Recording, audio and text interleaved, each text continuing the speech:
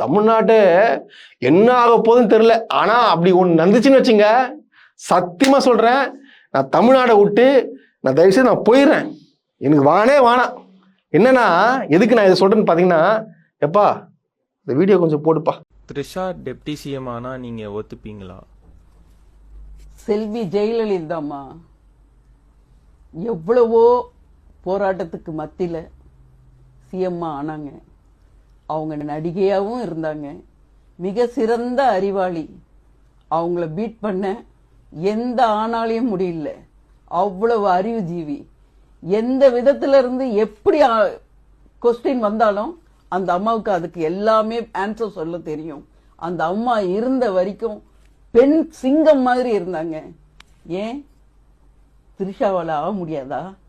இத்தனை வருஷம் இந்த சினி இண்டஸ்ட்ரீஸ்ல 15 வருஷம் 20 வருஷத்துக்கிட்ட இருந்திருக்காங்க. எவ்வளவு பெரிய அறிவாளியா இருந்திருந்தா எவ்வளவு பிரச்சனை வந்தாலும் வா வந்து நில்லுங்கிற தைரியத்துல நிக்குது இல்ல. ஏன் வரக்கூடாது? கண்டிப்பா வரும். தாராளமா நிக்க வைக்கலாம். இந்த சிஎம், இந்த டெப்டி சிஎம் மாத்திரம் கிடையாது, இதுக்கு மேல பதவி இருந்தா கூட அவங்களால செய்ய முடியும். நல்ல அறிவாளியான பெண், தைரியமான பெண், கிட்டத்தட்ட பெண் சிங்கம் சொல்லுவேன். கண்டிப்பா ஜெயிச்சு வரும். பாத்தீங்களா அந்த அம்மா என்ன சொல்றாங்க? ஜெயலலிதா எவ்வளவு பேர் ஆளுமை, யாருக்கும் கூட பிரேவ் லேடியா இருந்தாங்க. ஏன் அந்த மாதிரி த்ரிஷா இருக்க மாட்டாங்களா?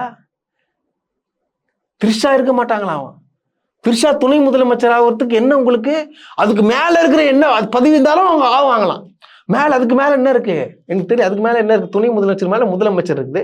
ஸோ இப்போ பாருங்க, த்ரிஷா வந்து உட்காரணும், இப்போ துணை முதலமைச்சரா உட்காரணும். அதுதான் இப்போ தமிழ்நாட்டுக்கு தேவை. பாத்தீங்களா நம்ம எப்படி மாட்டின்னு இருக்கோம் பாரு இந்த மாதிரி ஆட்கள். இந்த அம்மா வந்து இந்த அம்மாவை என்ன சொல்றதுன்னே தெரியல.